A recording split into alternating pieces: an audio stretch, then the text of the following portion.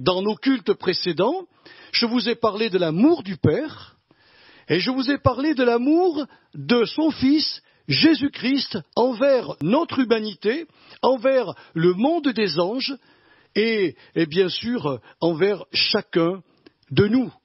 Mais ce qui m'a interpellé et poussé à continuer cette étude sur l'amour incommensurable du Dieu trinitaire, c'est que le Saint-Esprit, vous allez être d'accord avec moi, il a la même nature que le Père et le Fils.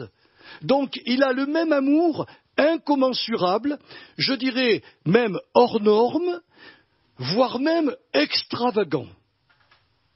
Dieu a un amour extravagant pour nous. Le Père a cet amour, le Fils a le même amour, et mes frères et sœurs, le Saint-Esprit possède le même amour. Mais voilà, Jésus, en parlant du Saint-Esprit, il a employé un mot, le paraclet, celui qui va me remplacer.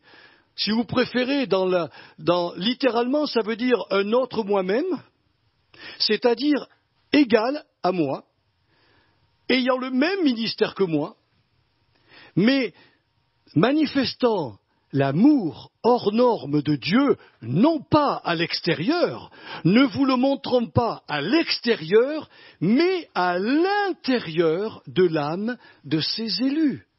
Le but du Saint-Esprit, ce n'est pas d'être simplement à côté de nous, au-dessus de nous, sur nous, mais surtout en nous, pour nous conduire justement dans deux étapes particulières, nous faire connaître l'amour que Dieu a pour nous, et ensuite, nous le verrons, l'amour que nous allons avoir pour Dieu et pour l'ensemble de nos prochains. Et c'est le même amour. Mais pour y parvenir, mes frères et sœurs, il faut d'abord recevoir en soi l'amour dont Dieu nous aime. Nous allons lire ce verset, il est très court.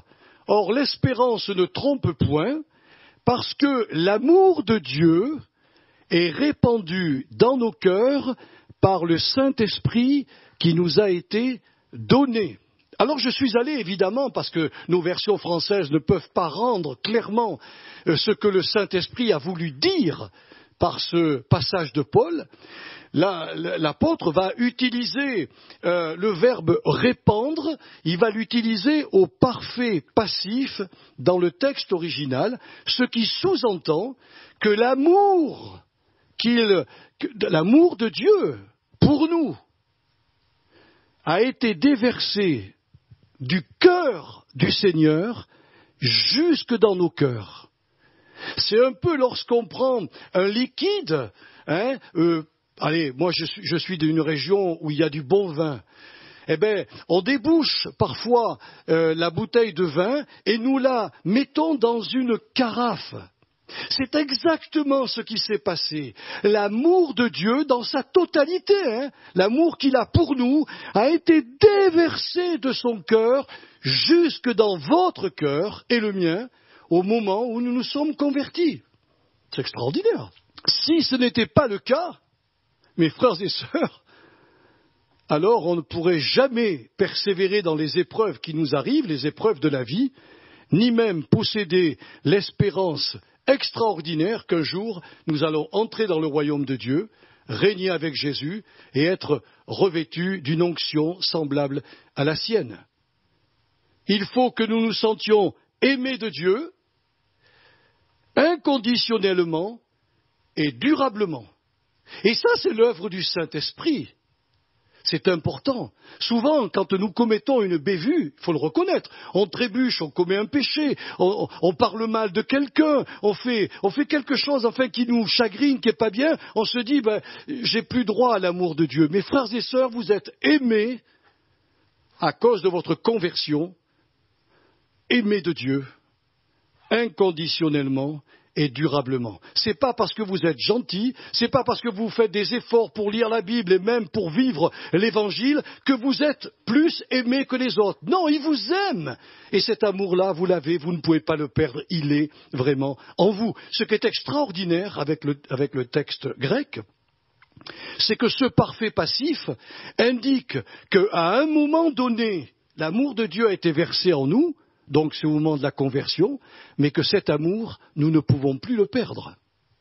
Voilà le sens du parfait grec. J'ai cet amour, tu as cet amour, ma sœur, et tu ne peux plus le perdre. Alors vous allez me dire, et si je trébuche, et si je pêche, et si je tombe? Oui, oui, ça arrive aux chrétiens. Mais l'amour de Dieu ira vous repêcher. Nous l'avons vu quand on a parlé de Jésus, qui est semblable au marchand de belles perles, et qui vient prendre cette perle, qui parfois est une perle qui a... Vous savez que dans une huître, pour qu'il y ait une perle, il faut qu'il y ait souffrance. C'est parce que l'huître est irritée par quelque chose qui l'agace qu'elle crée une perle. Et souvent, nous sommes nés de nouveau par une souffrance, par une douleur, par une maladie, par une épreuve.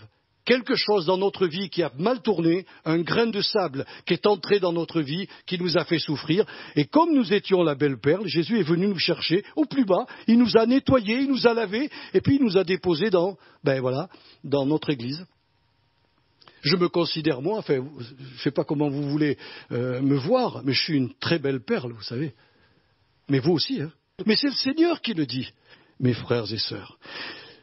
Vous savez, je pense honnêtement que les psychologues le reconnaissent, hein. Ils reconnaissent, tous les psys reconnaissent que pour qu'un être humain soit dans une parfaite santé psychique, c'est-à-dire mentale et émotionnelle, il faut qu'il se sente aimé et qu'il soit capable d'aimer à leur tour. Si vous avez un manque dans un tel domaine, mes frères et sœurs, il y a un déséquilibre. Ce savoir-aimer de Dieu, c'est bien, c'est pour ça que le Saint-Esprit fait cette œuvre en 2 temps. Il va nous conduire ensuite à aimer vraiment de l'amour. Alors excusez-moi, l'amour agapé, mais l'amour hors norme, l'amour extravagant. Un chrétien peut aimer de cet amour-là, pas les païens, mais nous on peut. Mais ça se fait progressivement, mes frères et sœurs. Ne croyez pas que je sois rempli de l'amour agapé et que je vous aime d'un amour extravagant et hors norme. J'en suis loin. Mais le Saint-Esprit, son objectif est de nous conduire dans ce niveau. En réalité, ce savoir-aimer, mes frères et sœurs, c'est quelque chose de viscéral. Si nous n'avons pas cela, nous ne pouvons pas vivre. Les gens qui ont été rejetés, qui n'ont pas été aimés, ce sont des gens qui sont en danger de mort. Tôt ou tard, si leur cœur ne rencontre pas celui qui guérit les blessures, ont beaucoup de chances, malheureusement, de se détruire. Soit par l'alcool, soit par les excès de nourriture, soit par l'inconscience dans la conduite. Enfin, dans 1000 domaines, ils vont se détruire. Mais je voudrais vous dire que ce besoin viscéral de se savoir aimer de Dieu était prophétiquement annoncé déjà dans l'Ancien Testament. Vous savez, nous chrétiens, on a l'art de découper les choses. Ancienne alliance, nouvelle alliance. Mais Jésus a dit, il ne partira pas de la loi un iota. Jésus n'est pas venu abolir la loi, il est venu l'accomplir. Et c'est pour cela que dans l'Ancien Testament, l'amour hors norme de Dieu, ce sentiment de se savoir aimer de Dieu, surtout en nous chrétiens, existait vraiment dans l'Ancien Testament. Lorsque Dieu institua le sacerdoce lévitique, il prit parmi les prêtres de l'époque, il en mit un à part, et il l'a nommé le souverain sacrificateur. Ce grand prêtre, n'était pas seulement un enseignant de la Torah, de la loi juive, mais sa mission était de porter avec lui et sur son cœur, en présence du Dieu 3 fois saint, toutes les tribus d'Israël, c'est-à-dire tous les enfants de Jacob, c'est-à-dire tous les juifs de l'alliance qui avait été faite avec Abraham. C'est la raison pour laquelle le grand souverain sacrificateur entrait une fois par an. Il ne pouvait pas le faire plusieurs fois, hein. Une seule fois par an, le grand jour du grand pardon, c'est le cas de le dire, appelé le Yom Kippour, vous avez dû entendre parler du Yom Kippour, mais il devait le faire revêtu de ses habits sacerdotaux. Or, je suis allé dans la parole de Dieu, dans l'Exode, et j'ai vu exactement quels étaient les habits de ce grand prêtre. Et parmi ces habits qu'il devait porter en présence de Dieu, il y avait un pectoral, donc ici il avait sur son cœur le pectoral avec 12 pierres précieuses où étaient gravées toutes les tribus d'Israël. Il y en avait 12, parce qu'il y avait 12 tribus. Mais il devait aussi porter sur ses épaulettes des pierres, alors je voudrais bien ne pas me tromper, 2 pierres d'onyx, donc elles devaient être très grandes, et sur le côté droit étaient gravées 6 tribus, sur le côté gauche étaient gravées sur une autre pierre d'onyx 6 tribus. C'était l'image que Dieu voulait montrer à Israël, que lorsqu'il avait de la peine à marcher, Dieu le porterait. C'est beau, hein?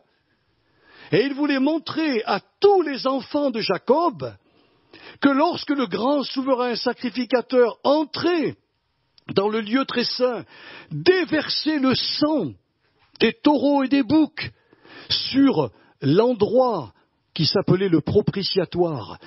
Il venait avec son pectoral, avec tous les enfants de Dieu sur son cœur, montrant ainsi à Israël qu'en ce jour du grand pardon, tous leurs péchés de l'année étaient effacés, et il leur rappelait qu'ils étaient aimés de Dieu à longueur de journée. Seconde après seconde, minute après minute, heure après heure, semaine après semaine, mois après mois, toute l'année, les Israélites se savaient aimés de Dieu. C'est incroyable, mes frères et sœurs.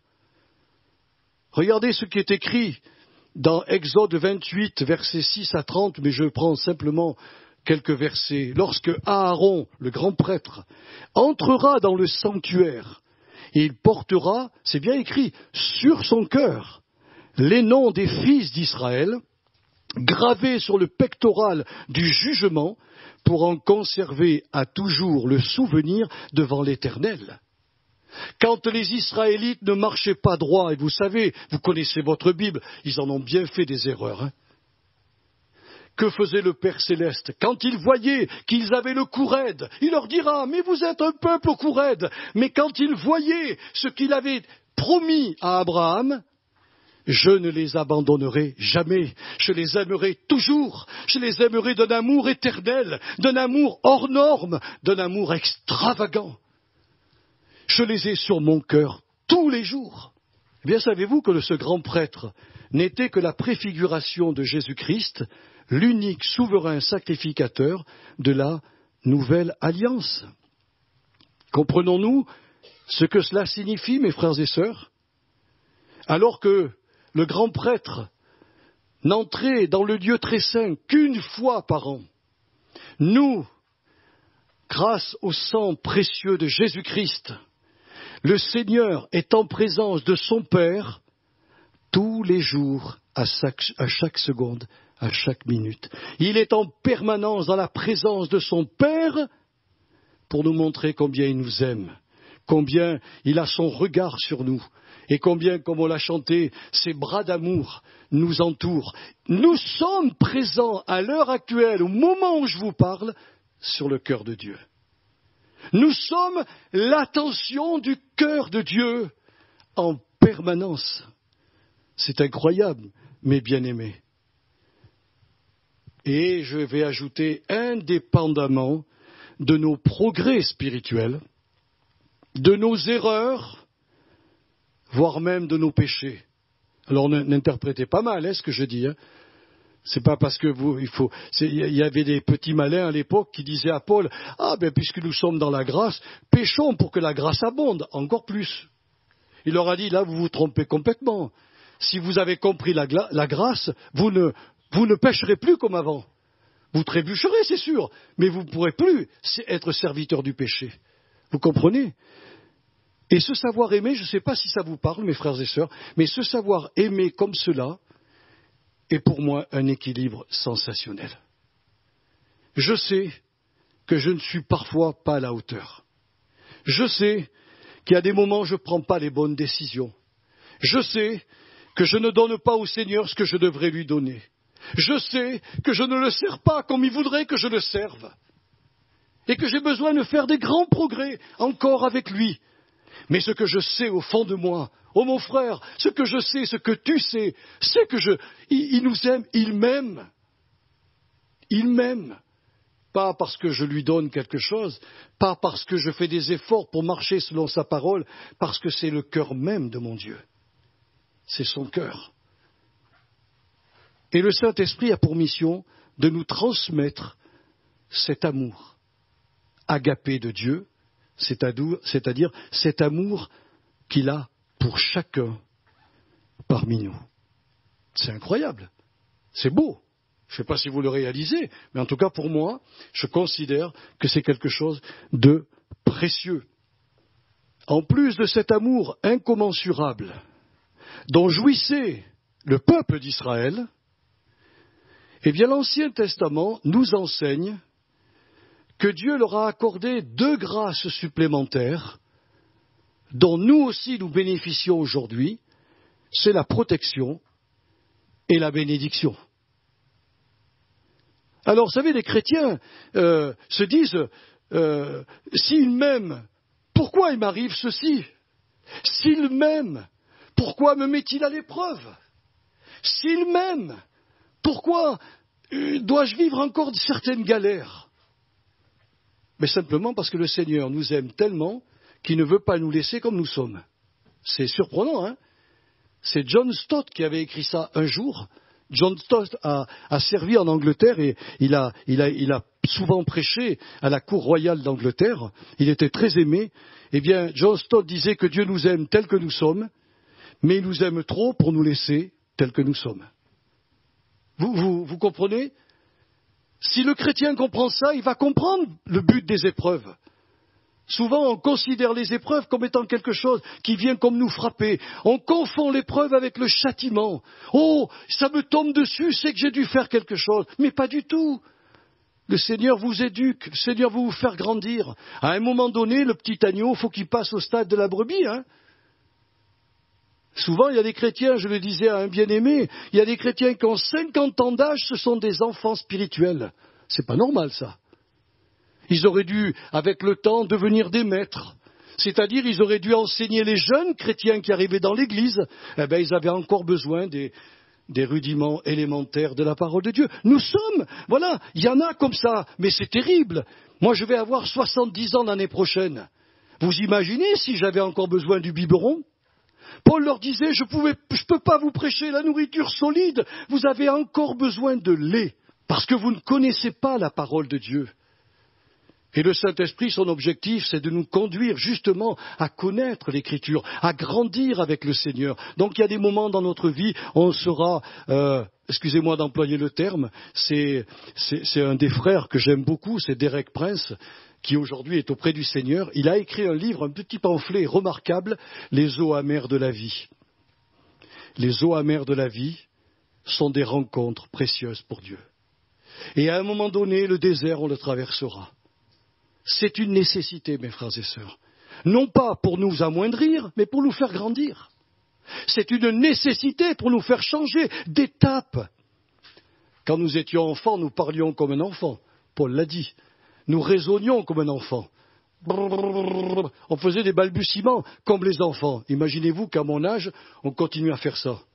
Et c'est pour ça que le Seigneur nous a donné son Esprit Saint, pour qu'on se sente aimé, mais qu'on se sente aussi protégé et béni. Même dans l'épreuve, sa protection sera là. La Bible, elle est formidable.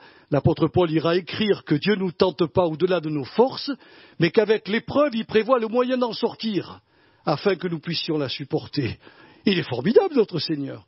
Alors, les Israélites se sentaient aimés, mais on leur a appris aussi qu'ils étaient protégés et bénis par le Seigneur. Cette vérité remonte à l'époque de Moïse. Lorsque Moïse, justement, reçut sur la montagne du Sinaï les plans de la construction du tabernacle. Vous savez, le tabernacle, c'était un temple mobile.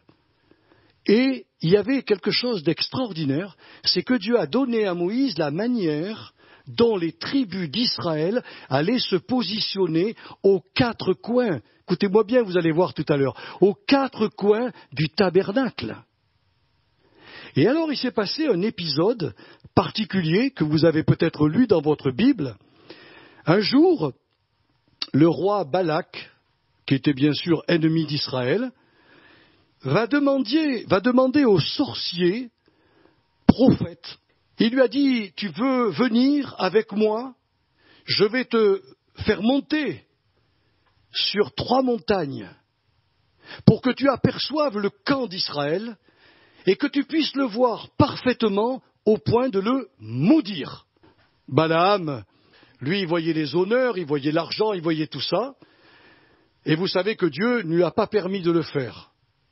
Et un jour, alors qu'il partait étant têtu, mais têtu, comme on ne peut pas l'imaginer, il frappe son ânesse, qui se retourne et lui dit « Hé, oh, pourquoi tu me fais du mal ?» Et il se met à parler avec l'ânesse, hein. Et l'ânesse a tenu un dialogue avec lui. Mais elle lui dit, tu vois pas, t'as pas les yeux ouverts, tu es prophète. Ah, tu dis que tu es prophète, mais t'as pas les yeux ouverts. Moi, j'ai vu l'ange de l'Éternel devant moi. Et l'épée de l'ange de l'Éternel m'a empêché de passer à droite ou à gauche. Et toi, allez, tu me frappes et tu me fais mal. Mais Balaam a persisté dans sa voie, et puis il va monter sur 3 montagnes différentes avec le roi Balak. Et le roi Balak espérait vraiment qu'il prononce un oracle de malédiction contre toutes les tribus d'Israël. Je pense qu'il avait l'intention de les vaincre, de leur faire la guerre et de les tuer. Sur la première et sur la deuxième montagne, Balaam a aperçu le camp, mais il ne voyait pas très bien. Je vous donne les références. Pour ceux qui prennent les références, vous verrez, c'est dans les Nombres, chapitre 22, verset 41, chapitre 23, verset 13, puis toujours dans le même chapitre 23, versets 27 et 28. Il est monté sur 3 montagnes. Sur les 2 premières, il n'a pas pu voir exactement tout l'ensemble du peuple. Mais sur la 3e montagne, Balaam eut la vision claire du campement des enfants de Jacob, et ce qu'il vit le stupéfia. Alors vous allez me dire, et vous me posez la question, qu'est-ce qu'il a vu? Eh bien, il a vu au milieu du camp d'Israël le sanctuaire de Dieu, la tente d'assignation avec la nuée au-dessus. Et aux 4 coins de la tente d'assignation, il a vu toutes les tribus d'Israël. J'espère que tu vas pouvoir me mettre cette image pour vous montrer. Je vais vous la commenter tout simplement. Qu'est-ce qu'a vu Balaam? Il a vu ça. Il a vu la croix. Il y avait Benjamin, Manassé et Éphraïm. Là, on parle que de 108 100 soldats de guerre. Il y avait les femmes, il y avait les enfants. Des 2 côtés, il y avait Dan, Azer, Nephtali, 157 600, et Ruben, Siméon, Gad, 151 450. Et puis, en face, se trouvait la tribu de Juda, Isaacar et Zabulon. Vous avez vu combien ils étaient nombreux? 186 400. Excusez-moi, mais ici et là, c'était pas la même dimension. Pour pouvoir habiter ici, il fallait descendre encore pour les tentes. Ça fait une croix, la croix du Christ. Dans l'Ancien Testament, la croix du Christ était déjà présente au cœur de Dieu. Elle était dans le camp d'Israël. Dieu était au milieu. Et les 12 tribus étaient autour, mes frères et sœurs. Et la tribu de Juda, d'où descend Jésus, était la plus nombreuse. Donc elle était alignée beaucoup plus profondément. Quand Balaam vit cela, il a été stupéfait. Bien sûr qu'il n'a rien compris à ce qu'il voyait, ou au sens profond de ce signe divin. Mais ce qu'il sut à ce moment-là, c'est qu'il ne pourrait jamais maudire un peuple qui avait été mis à part des autres nations et dont Dieu avait fait sa demeure au milieu de lui. Si tu peux me mettre Nombre 24, versets 2 à 9, voilà ce qu'il va répondre. Ce qu'il va répondre à Balak, le roi Balak. Balaam leva les yeux et vit Israël camper selon ses tribus. Alors l'Esprit de Dieu fut sur lui.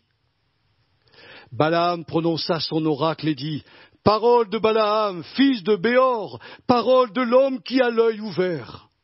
Parole de celui qui entend les paroles de Dieu, de celui qui voit la vision du Tout-Puissant, de celui qui se prosterne et dont les yeux s'ouvrent. Quelles sont belles tes tentes, ô Jacob, tes demeures, ô Israël. Elles s'étendent comme des vallées, comme des jardins près d'un fleuve, comme des aloès que l'Éternel a plantés, comme des cèdres le long des eaux. L'eau coule de ses eaux, et sa semence est fécondée par d'abondantes eaux. Son roi s'élève au-dessus d'Agag, et son royaume devient puissant. Dieu l'a fait sortir d'Égypte, il est pour lui comme la vigueur du buffle, il dévore les nations qui s'élèvent contre lui. Vous vous rendez compte, frères et sœurs? Il brise leurs os et les abat de ses flèches. Il ploie les genoux, il se couche comme un lion, comme une lionne. Qui le fera lever? Béni soit quiconque te bénira, et maudit soit quiconque te maudira. Voilà ce qu'il va dire au roi Balak. Il dit, j'ai été stoppé par mon ânesse, et Dieu m'a parlé. J'ai écouté sa voix. Je suis dans l'incapacité, dans l'impossibilité de maudire Israël, parce qu'il est béni. Pourquoi Israël était béni? À cause de la croix du Christ. Par anticipation, tout le sacerdoce lévitique parlait de Jésus-Christ. Quelle déduction pouvons-nous faire ce matin de ce message que nous donne le Saint-Esprit? L'Église du Christ est un ensemble de personnes justes et saintes, c'est-à-dire mises à part des gens de ce monde, et qu'elle est de ce fait aimée durablement, gardée durablement, bénie de Dieu durablement. Qui peut donc, je vous pose la question, mes frères et sœurs, qui peut donc impunément souhaiter et dire du mal de l'épouse du Christ, sans courir le risque de voir ses propres malédictions se retourner contre lui, comme le dira Balaam à Balak, au verset 9, on l'a lu, et comme Dieu le dira bien avant, l'a dit bien avant à Abraham, je bénirai ceux qui te béniront, et je maudirai ceux qui te maudiront. C'est écrit dans Genèse 12, verset 3. Vous comprenez comment un peuple qui se trouve encadré de 100 millions d'Arabes, un peuple de 6 millions d'âmes, ne peut être détruit. C'est un peuple béni. Oh, ils ne sont plus peut-être dans la droite pensée de Dieu, puisqu'ils ont livré leur Messie à la mort de la croix. Mais il y a des promesses qui ont été faites aux patriarches et qui vont s'accomplir sur Israël. Et la Bible nous dit, Église de Dieu, prie pour Jérusalem, prie pour les tribus qui sont dispersées partout, aime les Juifs, ne les maudis pas. Parce que si tu venais à le faire, comme un boomerang, la malédiction te reviendrait dessus. Que faire si le Saint-Esprit vous convainc de ce péché de la langue? Parce que nous pouvons ne pas être d'accord, et c'est une chose de ne pas partager la vision d'une communauté. On peut être d'accord de ne pas partager toute la théologie qu'une Église peut prêcher. On a le droit. On n'est pas privé d'intelligence.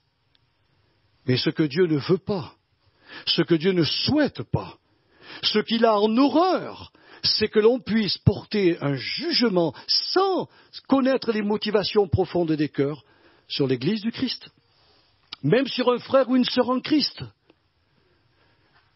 Parce qu'on se met juge à la place du Seigneur, et ça c'est très mauvais, c'est très très mal. Alors que faire si le Saint-Esprit nous convainc de ce péché de la langue? La première démarche à faire, c'est, si nous sommes convaincus, humilions-nous tout simplement devant Jésus, notre avocat céleste, et avouons-lui notre péché envers son corps mystique. Puis recevons de lui son pardon. Ensuite, abandonnons ce mauvais travers de caractère qui nous pousse toujours. Alors, on en a parlé avec mon épouse, je ne sais pas si elle a raison. Pourquoi nous jugeons les autres? Est-ce pour nous élever? Je n'en sais rien, mais c'est possible que des fois nous écrasons les autres pour se sentir meilleurs. C'est idiot. Il n'y a pas de différence entre celui qui prêche en hauteur parce que vous l'entendez mieux que ceux qui sont assis sur les bancs. Je suis un frère parmi les frères.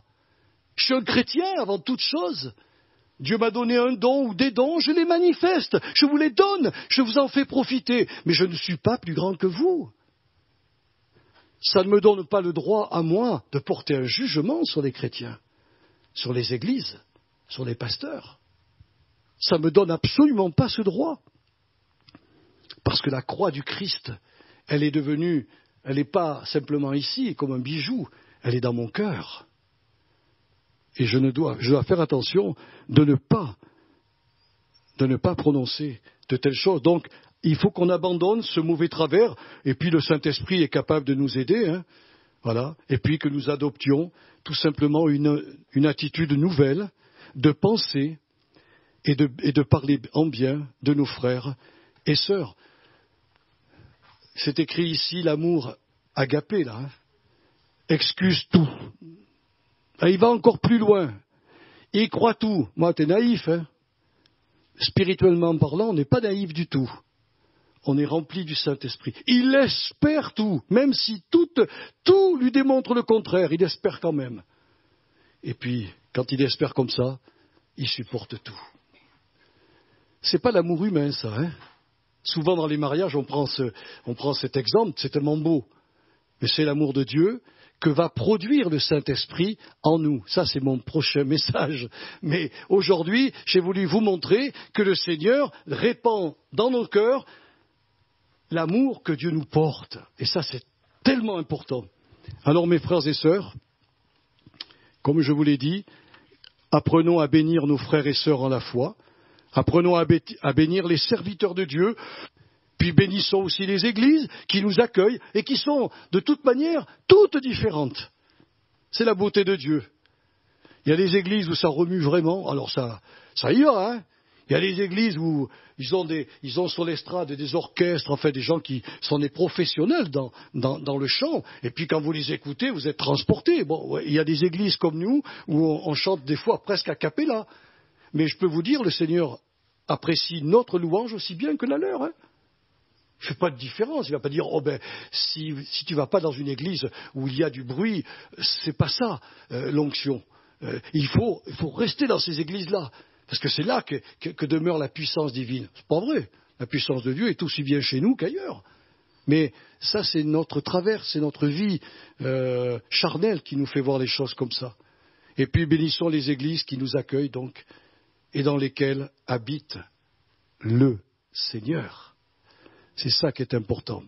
Alors, je voudrais terminer mon message en vous rappelant que chaque jour de votre vie, vous devez vous souvenir que le Saint-Esprit, qui possède le même amour hors norme, extravagant, incommensurable de Dieu, est en nous pour d'abord nous faire ressentir l'amour du Père et du Fils, et ensuite pour nous conduire, comme on le verra dimanche prochain, nous conduire vraiment à entrer dans cet amour, parce qu'il est spécial pour aimer évidemment notre Dieu, mais aimer aussi nos prochains, que ce soit des chrétiens ou des païens.